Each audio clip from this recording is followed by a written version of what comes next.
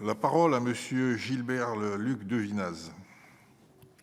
Merci, Monsieur le Président, Monsieur le Ministre. Ma question concerne la situation de Monsieur Tunal Tinel, maître de conférences en mathématiques à l'université Claude Bernard sur le campus de Villeurbanne. Depuis très exactement 2 ans, ce professeur reste bloqué en Turquie, son pays natal, où il était parti en vacances au printemps 2019.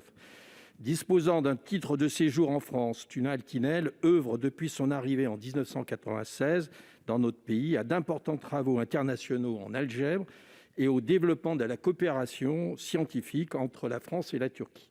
Il est particulièrement investi dans le réseau des universitaires pour la paix, un collectif qui promeut une résolution pacifique du conflit entre l'État turc et les Kurdes.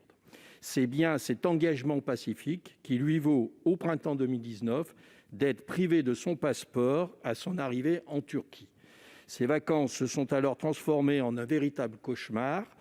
Accusé d'appartenir à une organisation terroriste, il est emprisonné pendant 81 jours. Libéré à l'issue d'une première audience, il est définitivement acquitté en septembre 2020. Pour autant, les autorités administratives du pays refusaient obstinément de lui rendre son passeport. J'utilise le passé car depuis 10 jours, une nouvelle étape vient d'être franchie. Le 2 avril dernier, Tunal Tinel a été informé d'une décision du tribunal administratif en sa faveur. Une décision pourtant prise dès le 25 janvier dernier. Aussi, vous en conviendrez, Monsieur le ministre, il est difficile de se réjouir et de se dire que le cauchemar est terminé ou proche, tant l'État turc s'emploie depuis 200 à empêcher la libération de ce militant pacifique.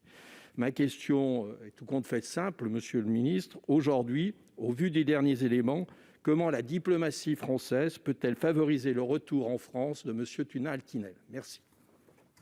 La parole à Monsieur Jean-Baptiste Lemoyne, secrétaire d'État chargé du tourisme, des Français de l'étranger et de la francophonie. Merci beaucoup, Monsieur le Président, Mesdames et Messieurs les sénateurs, Monsieur le sénateur Devina. Vous avez appelé notre attention sur la situation de Tunal Tinel et je souhaitais vous assurer de la mobilisation continue hier, aujourd'hui et demain, je l'espère, pour le temps le plus court possible, naturellement, puisqu'on espère que cette affaire va trouver une solution et du soutien des autorités françaises dans cette affaire. C'est vrai que son arrestation a suscité une forte mobilisation de la communauté universitaire. Vous l'avez rappelé, M. Altinel enseignait en France depuis une vingtaine d'années. Et lors d'un séjour en Turquie en avril 2019, son passeport lui a été confisqué par la police. Il est passé par ces moments très difficiles de détention préventive, 81 jours de prison et 2 acquittements, un en janvier 2020, puis une confirmation en septembre 2020.